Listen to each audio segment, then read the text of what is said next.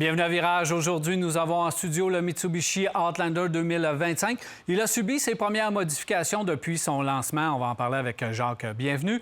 On va aussi recevoir Alexandre Lavoie de la Corporation Mobilis afin de peut-être vous trouver un emploi dans l'industrie automobile. Beaucoup de nouvelles de l'industrie avec Maxime Dubois. On va parler entre autres du Ford Maverick. Aussi, je me suis rendu au lancement primeur mondial du tout nouveau RAV4 2026 et plusieurs autres produits Toyota Lexus. Ça va être fort intéressant. Et à la fin de l'émission, nous allons répondre à vos questions. Tout ça à Virage dans un instant. Virage Auto est propulsé par IA Assurance Auto et Habitation.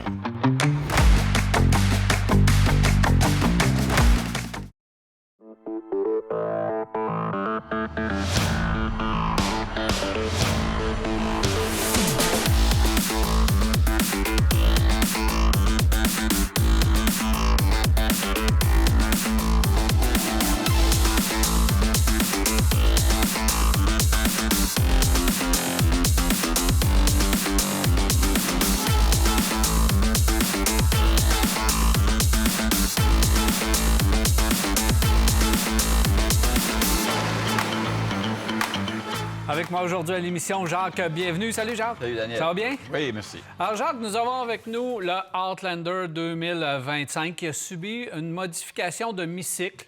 C'est toujours la meilleure version à acheter lorsqu'un véhicule a une modification de mi-cycle, surtout lorsque c'est un nouveau véhicule. Dans le cas du Outlander, c'était ça lorsqu'il a été lancé, c'était un tout nouveau véhicule. Là, on arrive avec des ajustements très importants. Au niveau du style, on le reconnaît intérieur-extérieur, mais on a raffiné le produit. Plus beau à l'avant. On utilise maintenant des LED en arrière, donc on a refait les lumières. On a retravaillé les suspensions aussi, changé les amortisseurs, recalibré aussi les suspensions avec des nouvelles barres stabilisatrices. On a raffiné l'intérieur également. Donc, ça nous donne un produit davantage fini. Absolument. Moi j'aime beaucoup. J'aime beaucoup parce que je trouve que qu'est-ce qu'on a fait, surtout là, au niveau du pare-choc, au niveau de l'apparence, parce que c'est toujours la première chose qu'on voit sur un véhicule, l'apparence. Et moi, je trouve qu'on a vraiment donné un bon coup là-dessus. Et ça fait un véhicule, comme tu dis, il me semble beaucoup plus assumé, beaucoup plus agréable à regarder. Et autant à l'intérieur qu'à l'extérieur, ce véhicule-là. Alors, c'est un véhicule qui est construit sur la base d'un Nissan Rogue en 2021, qui vient automatiquement avec un moteur 4 cylindres qui fait 181 chevaux et 181 livres, puis coupe de torque, qu'on appelle le torque. Je suis en train de manger le nom en anglais. Plus facile des fois quand on les lit en anglais de revenir en français. Alors, c'est ça. Donc, au niveau performance, au niveau rendement, c'est drôlement agréable. Comparativement, par exemple, parce que la semaine dernière, on a eu le Nissan Rogue qui, eux, avaient ce même moteur-là auparavant, alors que Nissan, eux, ont décidé de couper un cylindre. Ils sont arrivés avec des 3 cylindres qui développent 200 supposément un chevaux ou quelque chose du genre, mais qui perd peut-être un petit peu de son cachet lorsqu'on le roule régulièrement. Mais ce véhicule-ci, avec le moteur 4 cylindres qu'on a, 2,5 litres, vraiment agréable. C'est un véhicule qui a une belle présentation. C'est présenté sur la forme qu'on a en 2022. Et moi, je trouve que Mitsubishi ont vraiment frappé dans le mille lorsqu'ils ont décidé de présenter ce véhicule-là. On sait qu'il s'en est vendu en 2023 au Québec 7161. C'est un gros marché pour Mitsubishi. Je pense que c'est 51 ou 52 des ventes de Mitsubishi sont faites ici au Canada, au Québec. Au Canada, il s'en est vendu 19 551. Alors, c'est un marché important pour eux et c'est ce qui a relancé Mitsubishi. Au niveau de la finition, du confort, etc., tu en as parlé juste un petit peu, mais le tableau de bord est superbe maintenant. Le dessin des sièges est très, très agréable. Et on parlait tout à l'heure, je pense que j'ai fait du cadre, on a passé du moteur sans passer par la boîte qui est une transmission CVT. On sait qu'une transmission CVT, ça amène un petit peu plus de bruit en accélération. Mais ça, la plupart des véhicules qui sont équipés de transmission CVT ont justement ce problème-là. C'est que lorsque tu veux dépasser ou réaccélérer, on entend davantage le moteur si on veut rentrer dans l'habitat. On trouve ça, que ce soit sur Toyota ou Mazda, ces véhicules qui ont des Tout le monde y courroies. passe. Absolument. Alors, beau véhicule, agréable, construit au Japon. C'est un véhicule qui est alors que Nissan était construit aux États-Unis. Je parle de ça parce que Nissan et Mitsubishi travaillent énormément ensemble.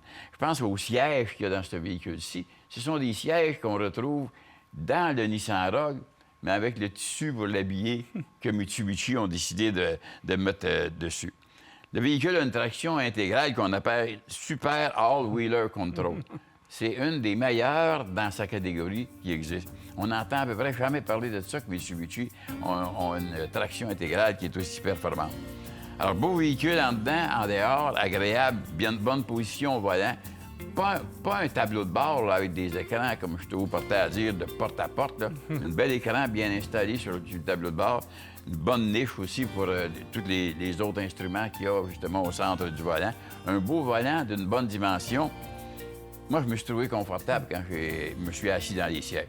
Où est-ce que j'aurais quelque chose peut-être à redire? Je pense que ça dépend de la grandeur. Je fais 5 pieds 6. Alors, quand je descends du véhicule, j'ai trouvé que le bas de mes pantalons accrochait un peu sur le seuil de porte. Mais en dehors de ça, c'est parfait. Bon espace pour les gens assis en arrière, au deuxième rangée. Et il y a un espace aussi agréable lorsque tu ouvres le rayon arrière et que tu vois l'étendue de l'espace qu'il y a là. Tu as besoin d'espace, bascule les sièges, tu vas en avoir de l'espace pour mettre tes objets. Alors, on sait que le réservoir d'essence, c'est 55 litres, des pneus 18 à 20 pouces selon le modèle du véhicule que tu regardes. Ce qui a vraiment lancé Mitsubishi, c'est le fait qu'on arrive avec une garantie 5 ans, 100 000 km ou 10 ans. 160 000 km sur le groupe motopropulseur. C'est vers ça que les gens se sont en allés. Mitsubishi n'annonce pas des réductions de prix, puis des ci, puis des ça, puis fini. On annonce un véhicule bien construit, fiable, avec une bonne garantie. Et c'est curieux à dire, mais ils ont une mot-à-dit de bonne réputation aussi. On n'entend jamais d'histoire d'horreur au niveau du Mitsubishi. Alors, moi, je trouve que c'est un véhicule intéressant. Douceur de roulement, construit au Japon, on en a parlé, bien construit. Moi, ça me donne ça en général pour ce véhicule-là, Daniel. Oui, puis j'ajouterais la peinture. On n'en parle pas souvent au niveau de la qualité de la peinture. Vrai. Mais en moyenne, on a une peinture qui est de meilleure qualité, plus épaisse que la plupart des concurrents, même des très haut de gamme. Alors, ça, c'est un autre point parce qu'avec les réflecteurs dans le studio, je me dis, Caroline, la peinture est donc bien belle, ce véhicule-là. Puis, des fois, ça nous frappe, des fois, ça ne nous frappe pas bien, bien. Mais là, c'est quand même un point important. La qualité de l'assemblage aussi, de la carrosserie, c'est supérieur à la moyenne. Moi, j'ai aimé le raffinement du rendement. Quand tu roules avec ce véhicule-là sur la route, quand tu vois la calibration du volant maintenant qui est recalibré, tu as plus conscience avec la route. Si tu joues avec les modes de conduite, le volant aussi change ce qu'il n'y avait pas vraiment par le passé ou très peu. Là, maintenant, on sait qu'on est dans les modes de conduite. Aussi, la console centrale qu'on a redessinée qui est un peu mieux faite. Dans l'ensemble, on n'a pas fait de coup d'éclat, mais on a raffiné. Nouveaux amortisseurs qui font en sorte que ça cogne un peu moins. Puis les barres stabilisatrices qu'on a changées, qui semblent le véhicule plus assis lorsqu'on roule sur l'autoroute, il est fait pour faire de la route. Moi aussi, en accélération, il faudra s'habituer des CVT parce qu'on ne semble pas vouloir lâcher le morceau de la part de l'industrie. On va s'habituer un jour, mais une fois que tu roules, il est bien insonorisé. Puis j'ai l'impression que le verre, sans l'avoir lu à nulle part, est plus épais parce qu'on entend moins les bruits extérieurs. Différentes versions, puis les prix du modèle de base aller jusqu'au prix du modèle le plus équipé, ça reste raisonnable dans le marché, très concurrentiel. 7 passagers, encore une fois, c'est pas à ces prix-là, on n'en retrouve pas partout. Encore une fois, Mitsubishi, si on peut appuyer davantage la Outlander avec des nouvelles versions de véhicules qu'on finit plus par arriver. L'Eclipse Cross, ça va nous prendre un nouveau véhicule tantôt. Oui. Le RVR est à bout de souffle. Ça va prendre un nouveau véhicule. La Mirage s'en va. Donc, on va devoir arriver avec des nouveaux produits, ce qu'on nous promet depuis un certain temps. Le PHEV, donc ça, c'est la version essence. Le PHEV, lui, va arriver, je pense, au cours des prochains mois. Il devait être là. Il a été retardé un petit peu là, parce qu'il devait être là. Ouais. Il va arriver, puis on sait que le RAV4 a augmenté son autonomie. Est-ce que le Outlander va arriver à 80-90 km 100 électrique? C'est ce qui lui manque. Ouais. Donc, on a hâte d'en savoir davantage parce que c'est le véhicule le plus vendu, comme tu t'as dit, du côté de chez Mitsubishi. Alors, beau produit, belle garantie, raffiné maintenant. Je pense que ça demeure encore le choix ultime du côté de chez Mitsubishi. Moi en tout cas, j'aime bien. Et l'apparent... Mais on reconnaît un Mitsubishi facilement sur la route. Quand tu les croises, ils ont une belle signature. Tu sais, au début, on n'était pas sûr. Non. Au niveau de on s'est habitué. Tu sais, la portion avant est très présente. Mais c'est ça que ça prend maintenant pour faire reconnaître le véhicule. Puis on dit que c'est des mains qui viennent protéger ta carrosserie. Ouais. On veut dessiner des mains qui viennent protéger ton devant. Ça, il faut qu'ils nous le disent. C'est un peu... faut qu'ils nous le disent quand ils décident qu'ils font faire ça. On ne sait pas tout le temps, nous autres. Des fois, on ne le voit pas toujours, mais en tout cas, peut-être qu'on se sent protégé au volant du véhicule. Mais très beau produit et évidemment, il y a beaucoup de concurrence dans ce segment-là. Ouais. Alors, allez faire des essais pour choisir votre produit que vous préférez. Merci, Jacques. Plaisir. voilà, on s'arrête pour une pause et on vous revient avec. CarExpert, l'expert carrossier, vous a présenté cet essai routier. CarExpert à la fine pointe de la carrosserie.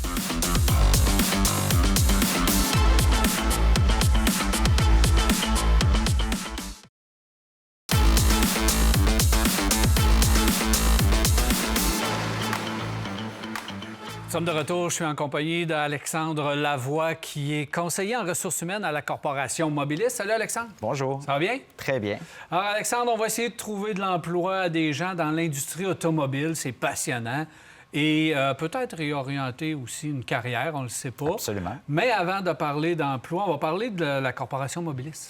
Oui, la Corporation Mobilis, on représente plus de 145 concessionnaires dans le domaine de l'automobile et du camion lourd de la grande région de Québec.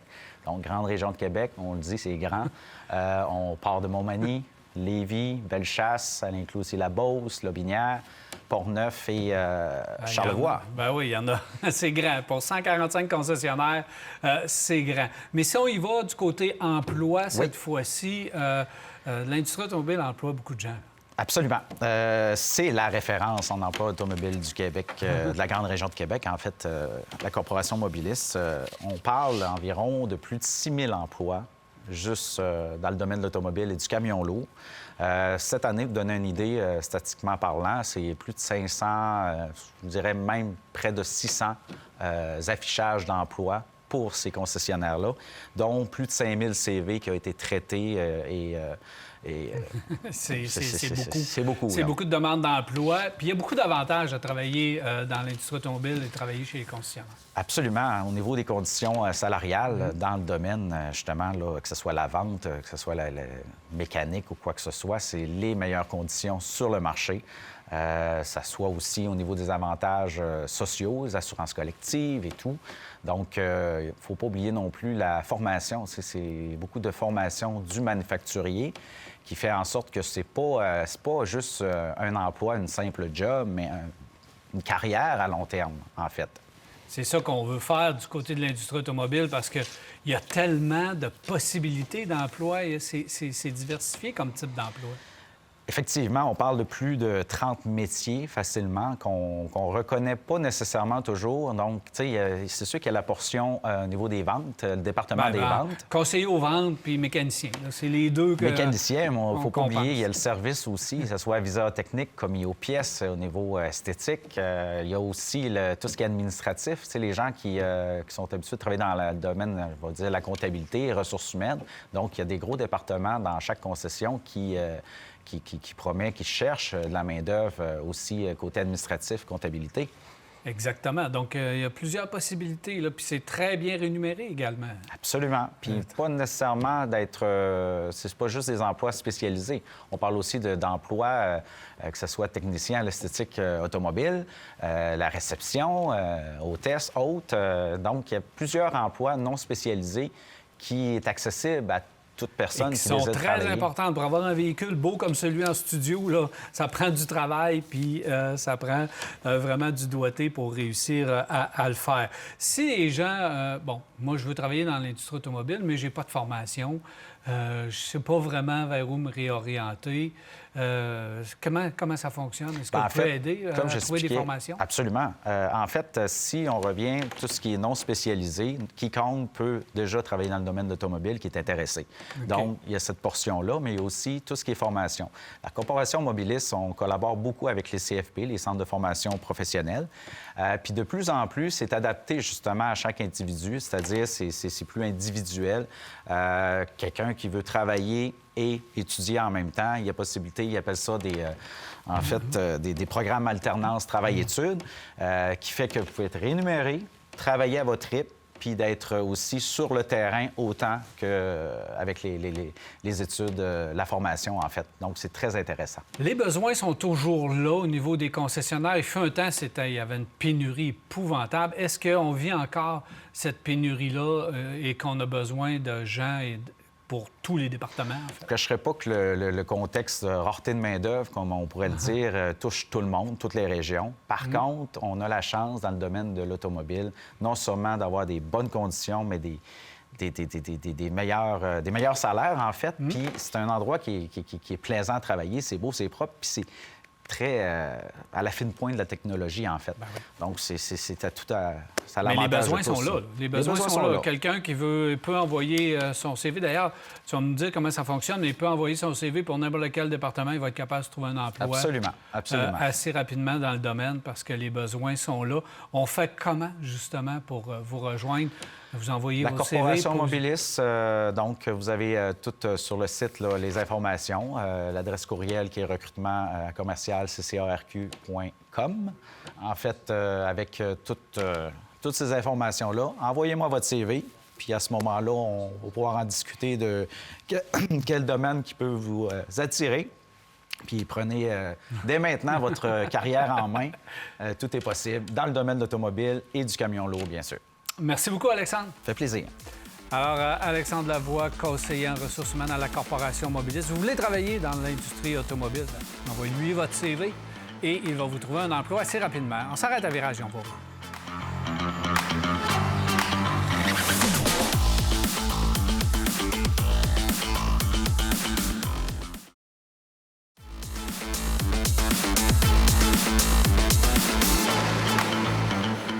Voici de retour et c'est le temps des nouvelles de l'industrie avec Maxime Dubois. Salut, Maxime. Bonjour, Daniel. Ça va bien? Très bien, merci. Alors, tu es allé à un événement Ford où vous avez parlé amplement du Maverick. Qu'est-ce qui a été mis à jour sur ce beau petit camion? Beaucoup de choses intéressantes, de nouvelles versions. On reprochait beaucoup au Maverick la traction intégrale qui n'était pas disponible avec le moteur d'entrée de gamme, qu'on appelait comme ça, qui est le moteur hybride. Ben oui, c'est ça. Très convoité, on s'entend, pour ce type de véhicule-là. Bien, maintenant, c'est disponible. Bon, il y a toujours l'équipement de série qui est là, traction avant, mais on est capable de débourser 2 500 $ pour les premières versions.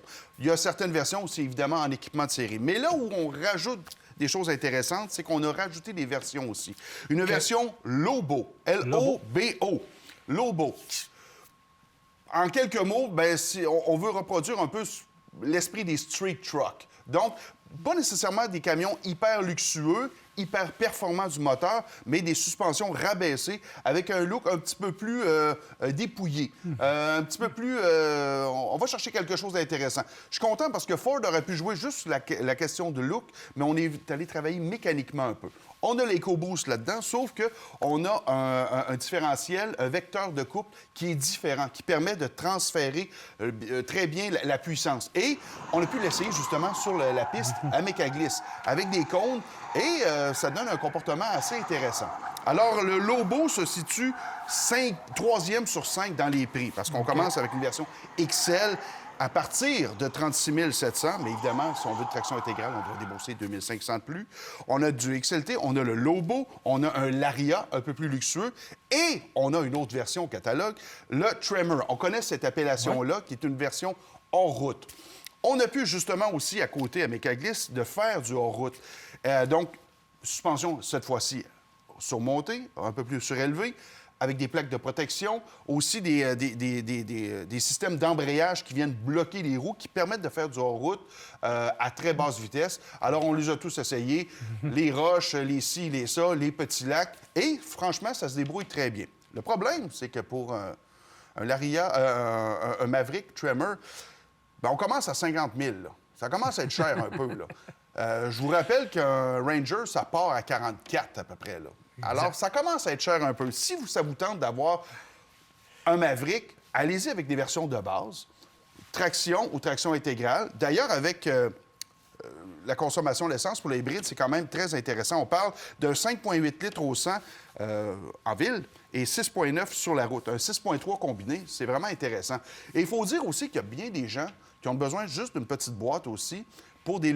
Moi, je vais appeler ça des loisirs salissants un peu. Ils ne veulent pas nécessairement mettre ça dans le les coffre. pots de fleurs, les affaires. Ben oui, pour du travail, c'est parfait. Allez-y avec les versions le plus de base possible. C'est là que ce camion-là sera payant et intéressant. Hybride à 25 000 là, c'était très alléchant, puis on n'était pas capable de fournir à la demande. Oui. Même encore aujourd'hui, on a un peu de difficulté à fournir à la demande parce que ce camion-là est vraiment très populaire, puis je comprends pas pourquoi, d'ailleurs, que la concurrence n'a pas embarqué dans le créneau vu le succès de ce petit Maverick, parce que c'est souvent ça qui arrive une année ou deux plus tard, parce que c'est la plateforme du Ford Escape. Absolument. Fait que c'est facile de copier cette recette-là pour la concurrence. On ne l'a pas fait. Ford a le beau jeu dans ce segment-là.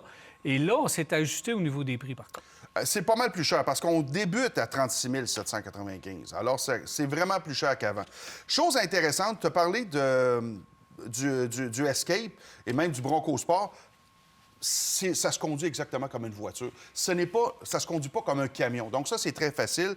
Et autre chose, je veux pas me noyer de chiffres les téléspectateurs, mais une version de base, avec le bon groupe remorquage, la version hybride, on est quand même capable de tirer 2000 livres. Et avec l'EcoBoost, quand même 4000 livres, ce qui est fort intéressant. Donc, point de vue travail, ça peut être intéressant. Avec son 2 litres et la transmission, on est capable de remorquer. Puis c'est un groupe motopropulseur qui est éprouvé là, depuis des années. Tellement. Alors, on sait que... Et c'est la raison pour laquelle il y a eu du succès. Intérieur, extérieur, est-ce qu'on a fait des changements au niveau esthétique? Écran un petit peu plus grand maintenant. On a travaillé un peu là-dessus. Il y a toujours le côté pratique aussi pour les sièges aussi à l'arrière, donc un peu d'espace de ce côté-là. Mais c'est encore très plastique à l'intérieur. On a quand même enlevé quelques boutons aussi dans la console, mais on se retrouve assez facilement, là. OK, c'est la même chose. Ouais. Et ce qu'il faut retenir, c'est un véhicule qui est complet, maintenant avec la traction intégrale hybride, Oui. mais on a augmenté considérablement les prix. Malheureusement, Donc, c'est oui. malheureusement ça qu'il faut retenir. Autre nouvelle... oui, vas-y. Oui, bien, juste ceux qui disent « Ah, ben c'est trop petit, c'est pas un vrai camion », bien, dites-vous qu'il y a des Rangers disponibles, puis si le Ranger est encore trop petit, bien, il y a du F-150. 150, Voilà. 250, Moi, j'aime ça. 350, 450, 550. Et voilà. Okay. On a de l'offre. Moi, c'est ça que j'aime. On a le choix. C'est ça qui est intéressant. Autre nouvelle? Oui. Nissan électrifie sa Micra pour la 6e génération. Évidemment, ça se passe du côté de l'Europe, mais ce qui est intéressant, c'est que là, on va avoir une configuration. Juste un 5 portes comme ça. Alors, ce qui va être intéressant. Et on a un look un peu à la Mini, hein, trouves-tu? Un peu à la Mini. Beaucoup. Moi, je m'attends à des poursuites là, si on lance cette voiture-là, parce que c'est une copie conforme de la Mini. C'est fait avec, évidemment, c'est Renault. Là. Il y a un partenariat évident là, de ce côté-là. Donc, c'est comme une Renault 5, la E-Tech. Sauf qu'il il y a quand même des différences du point de vue du look de Renault. Je suis content parce qu'on peut se séparer un peu, exemple, un BZ4X et puis un Solterra où ça se ressemble. N'empêche que ça, c'est un ancien problème. Ça va se régler. Mais au moins, on a pu différencier un peu.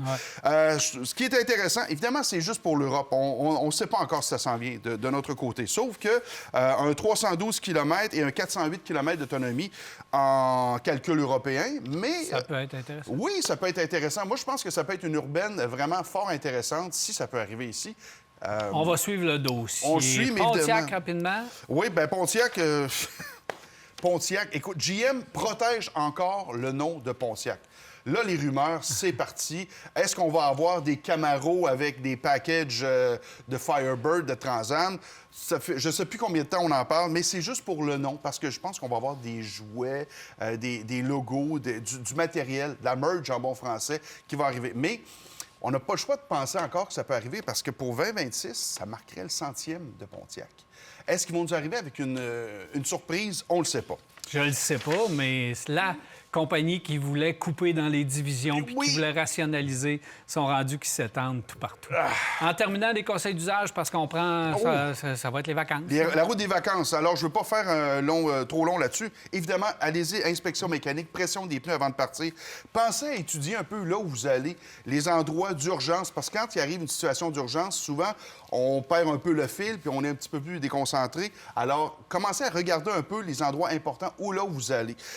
Pensez à emmener un fil de recharge de plus. On en perd un. Les fameuses tablettes d'induction, ça va pas assez vite. Pensez au poids que vous allez avoir en traînant du monde, en traînant des passagers, des bagages. Pensez aux autres aussi. Les distances de freinage ne sont pas les mêmes. Vous pensez peut-être à une roulotte, une tente roulotte.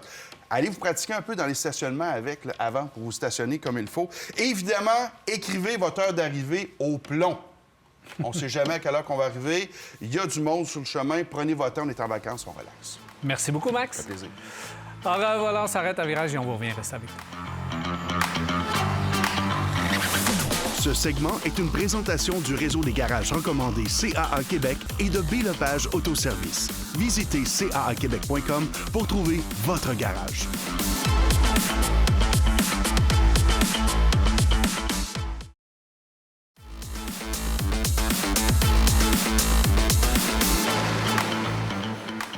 Nous sommes de retour. Jacques, la semaine dernière, je suis allé à un dévoilement Toyota-Lexus.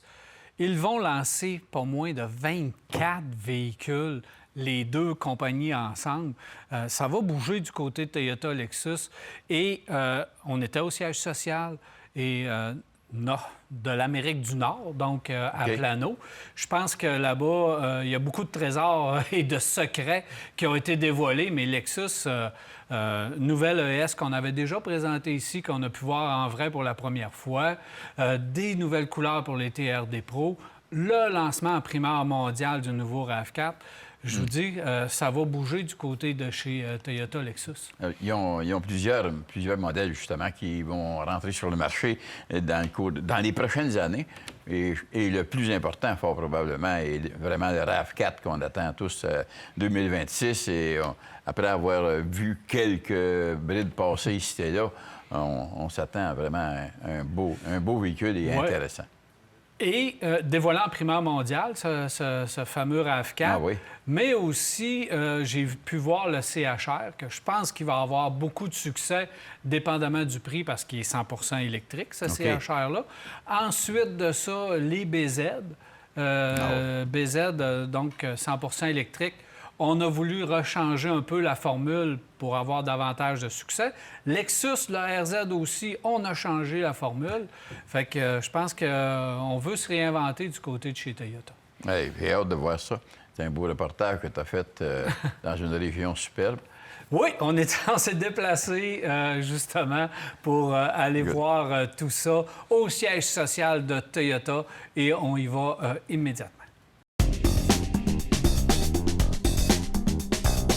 Tonight, we launch an all-new 6th-generation RAV4. Toyota nous a invités ici à Plano, au Texas, afin de participer à l'événement confidentiel, un événement vraiment important pour Toyota puisqu'on a présenté des produits exclusifs, dont une première mondiale qui est le tout nouveau RAV4 derrière moi et aussi d'autres produits Toyota et Lexus. Il faut dire que Toyota et Lexus sont en offensive. Au cours de la prochaine année, on va présenter pas moins de 24 nouveaux modèles qu'on a séparés. Pas de chicane, 12 d'un côté, 12 de l'autre, donc 12 Toyota et 12 Lexus. Alors, beaucoup de nouveautés à venir du côté de chez Toyota Lexus. Parlons de la primeur mondiale dévoilée ici à Plano, Texas. Pour la première fois, on a pu voir le tout nouveau RAV4 2026. Un véhicule entièrement redessiné, repensé également, puisqu'il y a plusieurs nouveautés sur ce véhicule. Bien sûr, on va en faire l'essai. Il y a des chiffres qui vont être dévoilés un petit peu plus tard, puisque c'est un véhicule qui est tout à fait nouveau. Mais qu'est-ce qu'on sait, c'est qu'il va être disponible en 3 versions différentes. Et on a une version Core, on a une version aussi Sport et une version Woodland qui remplace la version qu'on avait avant, qui était un petit peu dédié au hors-route. Si on regarde le véhicule, bien, on a un nouveau design intérieur-extérieur. C'est une évolution majeure du véhicule cette fois-ci, puisqu'on a un nouveau visage et les prochains, et on reconnaît les produits de toute façon Toyota, mais les prochains véhicules vont aussi aborder cette nouvelle philosophie. La version Woodland, elle va un petit peu plus loin pour aller hors route, donc on a des pneus un peu plus agressifs sur le véhicule et aussi, il faut dire qu'on a une motorisation qui est hybride dans toutes les versions et on a continué aussi la version Sport, donc j'ai avec moi qui est une version branchable et là aussi on s'est amélioré énormément puisqu'on passe de 60 km d'autonomie à 80 km avec la nouvelle batterie. C'est assez impressionnant. On a aussi amélioré le temps de recharge, on a amélioré la sécurité, on a amélioré le système d'infodivertissement. Alors, on a fait beaucoup de travail sur le RAV4. Aussi, c'est important de dire que toutes les versions sont hybrides. Donc, on a aussi des versions hybrides, mais la version Sport va encore plus loin parce que là, on dépasse les 300 ou 330 chevaux, je pourrais vous en dire plus un petit peu plus tard, mais c'est quand même impressionnant au niveau de la performance. C'est le RAV4 le plus puissant à ce jour.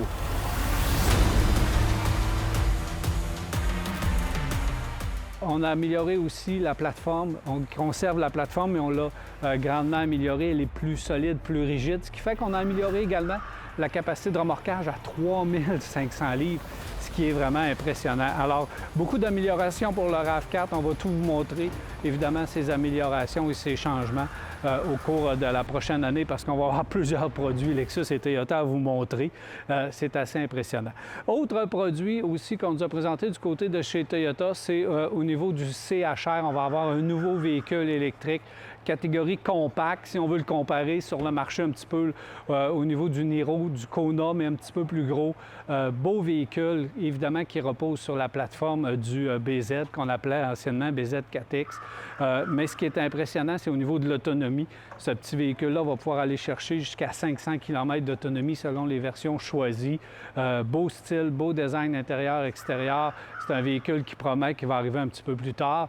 Aussi, on a rafraîchi le BZ. Bon, BZ4X avant s'appelle maintenant le BZ. On a fait aussi un nouveau design avant, intérieur également. Mais le plus important du BZ, c'est qu'on a amélioré l'autonomie. Et là, on va jusqu'à 480 km d'autonomie. On est à 360. Et selon les versions, on peut aller de 418 à 480, donc tout près de 500 km. Et surtout, on a raffiné aussi la plateforme, on a raffiné le véhicule. Alors, on a un BZ qui est beaucoup plus joli, un BZ qui se recharge plus rapidement également parce qu'on passe de 10 à 80 de batterie en 30 minutes. Et le chargeur embarqué aussi, si vous êtes à la maison ou encore sur une prise de niveau 2, va aussi aller beaucoup plus rapidement. Alors, on a amélioré la recharge et l'autonomie, c'est ce qu'on voulait. Mais au passage, on l'a rendu aussi beaucoup plus beau intérieur-extérieur. Alors, c'est un autre véhicule qu'on va vous parler un petit peu plus tard. On a aussi été plus loin avec une surprise, le BZ Woodland, donc un véhicule 100% électrique, type un peu familial, même plateforme que le BZ. On va à peu près dans les mêmes zones au niveau autonomie, 460 km d'autonomie, mais cette fois-ci avec des pneus tout-terrain, avec une bonne capacité de remorquage et une allure, évidemment, qui est axé sur l'aventure. Donc, c'est un véhicule surprise. Pas parce qu'on ne va pas faire du plein air qu'on ne veut pas avoir un véhicule électrique. Alors, les deux vont de pair et avec une autonomie additionnelle, je pense que c'est vraiment très bien du côté du BZ de Woodland. C'est quand même une très belle surprise. Du côté de chez Lexus, c'est le RZ, évidemment. Si on améliore le BZ, on va améliorer le RZ.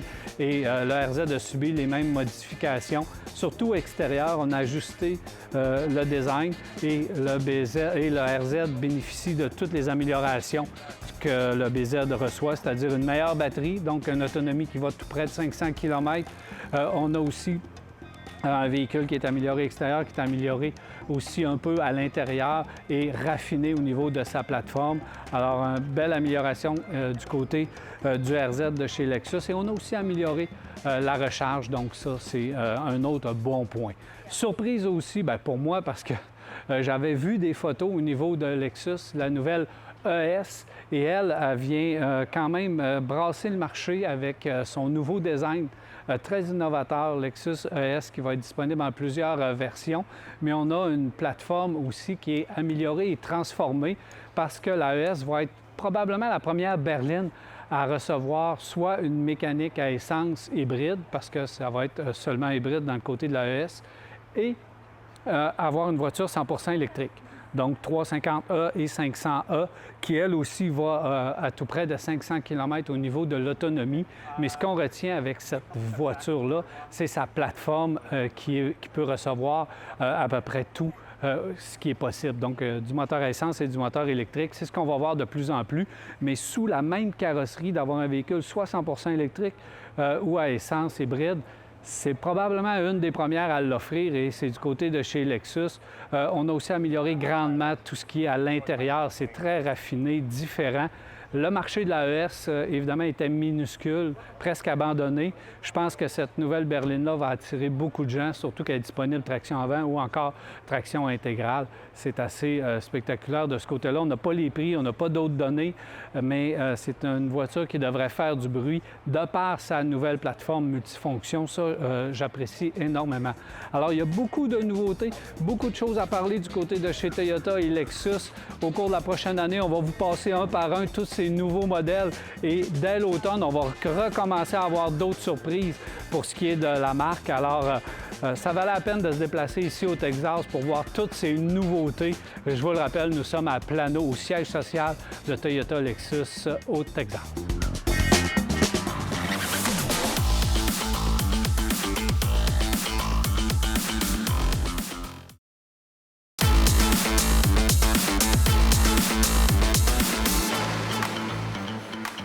Voilà de retour. 670-9078, poste 230 ou encore virage à télémac.tv ou via notre Facebook. C'est les façons de nous rejoindre, nous poser vos questions et commentaires. Merci de le faire. C'est l'avant-dernière émission de la saison.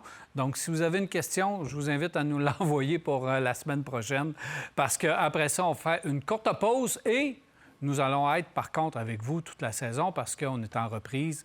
Donc, vous allez pouvoir voir et revoir vos émissions préférées. Donc, à partir d'ici 2 semaines, genre, c'est bien ça. Parce que la semaine prochaine, on est encore là avec une émission fort chargée et fort importante, d'ailleurs. On va avoir quand même peut-être une révélation ou une confirmation d'un sujet avec la Corporation des concessionnaires automobiles et Yann Samiucci qui va être ici avec nous pour nous annoncer potentiellement quelque chose d'intéressant. Alors, on n'a pas manqué la semaine prochaine, entre autres. Jacques, on y va avec les questions immédiatement. On commence avec Richard qui dit « J'ai l'œil sur une Dodge Viper SRT10 2004. » Ah oui. On était jeunes à l'époque. Est-ce que c'est un bon achat? 60 000 70 000 km, donc pratiquement $1 par kilomètre. Donc, il faut faire inspecter ce véhicule-là. C'est probablement la base, savoir comment ça a vieilli. Pour le moteur, moi, j'ai pas de problème. Non, absolument pas. Mais, beau véhicule, rare. Rare? Rare. Il me semble pas assez cher pour le prix. Bien, il est cher ou pas cher, bien entendu, ça va dépendre de la condition du véhicule, mais généralement, je pense que ce serait un peu plus élevé. Moi, je m'attendais à 70 75 000 pour un véhicule semblable qui a bien vieilli et qui est presque une voiture de collection. C'est dans les premières saisons, c'est dans les premières années du modèle. Alors, j'ai bien hâte de voir. On avait fait de l'essai à Blainville de ce modèle-là sur la piste Laval. Oui. Hein? Il y a de la puissance. Il y a beaucoup de puissance. Le moteur développait vraiment bien. Une voiture qui... Je ne peux pas dire que c'est une voiture qui se conduisait bien. Je vais la comparer à Corvette parce que elle est vraiment à la compétition. Corvette était mieux équipée à ce niveau-là. Mais si on veut avoir quelque chose qui sort de l'ordinaire et qui ne s'est pas vendu pendant des années comme GM fait avec la Corvette, ben c'est la voiture à avoir et qui va bien vieillir et qui a de la pièce, de réparation, d'entretien ici au Canada ou en Amérique du Nord au moins. Alors souvent, on est porté à regarder pour acheter un véhicule qui vient d'un autre pays et là, s'il nous arrive un pépin avec, bien, on s'assoit et on attend que la fameuse pièce. C'est vrai qu'il y a encore beaucoup de pièces. Il y a beaucoup de pièces de seconde main. C'est important quand... J'aurais pensé justement, le projet Viper allait peut-être se modifier un petit peu pour s'en aller davantage, quitter l'extrême, parce que c'est une voiture sport extrême, puis extrême. Mais on aurait pu bifurquer vers la Corvette puis se garder une voiture sport pure. Tu sais, les Chargers puis les versions Challenger puis ces affaires-là n'étaient pas vraiment du côté de la Corvette. Non, mais on aurait pu rester nez à nez avec la Corvette parce que le projet Viper, avoir fait quelque chose d'un peu moins extrême, je pense qu'on aurait pu avoir du succès avec ce véhicule-là, le modifier parce que l'ergonomie intérieure était atroce.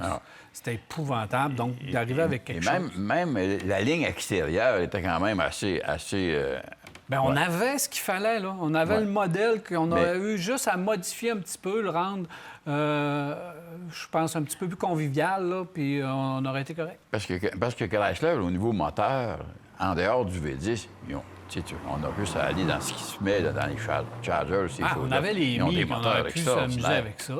Il y avait tout ce qu'il fallait pour vraiment pousser et développer une très belle voiture. Un nombre de véhicules incroyables chez Chrysler qu'on a abandonnés et qui auraient pu continuer à avoir du succès. Puis la Caravane, on n'en revient toujours pas. Mais ça en est un autre exemple parmi tant d'autres. Absolument. José nous demande Kia Sorento. C'est le Kia Sorento de ma sœur. C'est un 2021, 79 000 km. Est-ce que c'est un bon achat pour faire au moins 200 000 km? Oui. Oui. Ah oui. C'est des véhicules qu'on sait qu'actuellement, il y en a plusieurs sur la route qui ont bien au-delà de ça, de kilomètrage. Ils sont encore là. C'est toujours la même affaire, c'est l'entretien, le soin qu'on va donner à ce véhicule-là. Je ne sais pas comment est-ce que sa sœur a entretenu le véhicule, s'il a retourné de temps à autre chez le concessionnaire pour faire vérifier. Parce que souvent, il y a un tas de gens qui achètent des voitures et qui ne veulent pas retourner chez le concessionnaire. Ils disent que ça coûte trop cher. Puis dans le fin fond, c'est pas vrai. C'est pas vrai parce que le concessionnaire, lui, est au courant qu'est-ce qui doit être changé sur le véhicule et il y a peut-être des rappels que le garage du coin est vraiment pas au courant. Surtout le nouveau modèle. 2021, un nouveau modèle. Absolument. Donc, ça, c'est... moi, j'irais vers ça. J'aurais une grande satisfaction à rouler un Sorento comme ça. Mais tu l'as dit, vérifiez bien si le véhicule a été bien entretenu. Demandez les factures d'entretien à votre sœur, évidemment. Et comme vous connaissez le véhicule puis qui était dans votre entourage depuis toujours, j'ai aucun problème avec ça. Il reste encore de garantie favorablement là-dessus, Daniel. Un 2021 à 2025. Oui, probablement. Ouais. 5 ans, 100 quelques mille kilomètres. Donc, on devrait être correct. Monsieur Germain de Laval, il dit « Le Mustang Mach-E est mon choix numéro 1. Le numéro 2 est le Volkswagen Buzz, pas Buzz, mais le ID4. » Oui. Donc, c'est deux véhicules qui sont concurrents, mais le Mach-E, même si au tout début, il y a eu des problèmes avec le système qui se mettait à jour, ils ont fait beaucoup de mises à jour. C'est un véhicule qu'il n'y a pas de problème. ID4, il y a eu des problèmes, ils sont réglés, mais on ne sait pas c'est quoi à long terme. Deux véhicules quand même intéressants. Moi, j'y vais plus un petit peu avec le Mach-E. C'est curieux qu'on parle de ça parce que ce que Volkswagen n'a pas été capable de régler au cours des dernières années avec le ID4, c'est qu'on est resté, comme on dit, mauvaise bouche avec ce véhicule-là. Et alors, on a perdu un peu confiance. Il y en a qui ont vraiment, vraiment bien été. Et le Mach-E, depuis 2 ans, si on veut, les gens roulent à bord de ça et il n'y a pas de problème. Il n'y a pas de problème avec le véhicule. Et les gens ont une belle autonomie. Et je connais quelqu'un, par exemple, moi, qui fait beaucoup de chemin avec ça tous les semaines. Puis il dit qu'il n'y a aucun problème avec le véhicule. Agréable pour lui. Et c'est quelqu'un qui roulait une Pantera avant. C'est pas à peu près. C'est pas rien. Marc, il dit Mazda 3 2026, est-ce que ce sera un nouveau modèle? On n'a pas d'informations avec ce véhicule-là. On devait avoir de l'information. Je pense que c'était à l'automne dernier qu'on devait modifier ce véhicule-là. Je ne sais pas ce qui se passe avec le projet Mazda 3, parce qu'on pensait que c'était le premier nouveau modèle de la 9e génération de véhicules Mazda. Oui. Alors que ça semble que ça va être le CX-5 qui va lancer la nouvelle génération de produits Mazda. C'est le CX-5, c'est à peu près certain. Après ça, il semblerait qu'il y aurait le CX-30. Et peut-être que le 3 arrivera par la suite. Mais ils ont besoin d'un renouvellement de nouvelles marques, de nouveaux modèles de voitures. Mais le produit est à point là. Quelqu'un qui a besoin est là. Oui, C'est le temps. d'un Mazda 3, le produit est impeccable. Il y a de la pression pour la prochaine génération de produits parce que le modèle actuel va vraiment très, très bien. Alors, pas d'informations concernant le Mazda 3 2026 pour l'instant.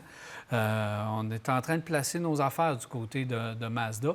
Puis je m'attends à un véhicule 100% électrique aussi qui va arriver Ils ont besoin. assez rapidement parce qu'on a une Mazda 6 100% électrique en Chine. C'est ça. Fait que j'ai hâte de voir qu'est-ce qu'on va amener de ce côté-là. Alors, on a Mme Sylvain qui dit pourquoi il n'y a plus de véhicules décapotables comme une Golf décapotable. Ça serait bien. Chaque compagnie par le passé avait sa décapotable à prix abordable, si c'est vrai. Là, présentement, elle hésite avec la Mazda MX-5 ou encore la Mustang décapotable. Puis la MX-5, elle la trouve un petit peu petite. Donc, effectivement, dépendamment de vos besoins, encore une fois, MX-5, produit exceptionnel, à point. Heureusement, on le garde du côté de chez Mazda. Je ne sais pas ce qui va arriver avec la prochaine génération. Puis la Mustang, mais oui, on a plus d'espace, puis le prix est abordable. Ouais. Fait que oui, pour les deux. C'est un besoin. Est-ce qu'on a besoin vraiment d'un véhicule spacieux ou un autre qui a vraiment plus d'espace? Au niveau du confort, etc., c'est deux véhicules qui vont se ressembler, si on veut, là, entre guillemets. Mais c'est... Je déciderai pas. Un ou l'autre. Un ou l'autre. C'est vraiment C'est des véhicules. essai routier, évaluation de vos besoins en espace pour chacun des véhicules. C'est ce qu'il faut faire concernant ce choix de véhicule-là. Mais je ne comprends pas que les compagnies ne sont pas capables ou ne sont plus capables de faire des versions décapotables, convertibles, comme on les appelait. Donc, il n'y en a plus. Il n'y en a plus de ça. Il n'y a plus. Mais non, il n'y a pas de prix, là. Tu es rendu dans les 50 000 à peu près dans n'importe quoi, là, tu sais. Ben oui. Puis Volkswagen avait gardé la New Beetle en version cabriolet. Eos, bien ça, c'est le scandale des scandales. On aurait dû garder ce véhicule-là. Toit rigide, décapotable, beau véhicule qui vaut encore une fortune aujourd'hui. Oui, absolument. Mais coudonc, on ne l'a pas fait. Merci, Jean. Merci, Daniel. Ouais. Alors voilà, c'est tout bon virage. J'espère que vous avez apprécié. On se revoit la semaine prochaine, mardi soir à 21h30 pour un autre virage. Bonne semaine.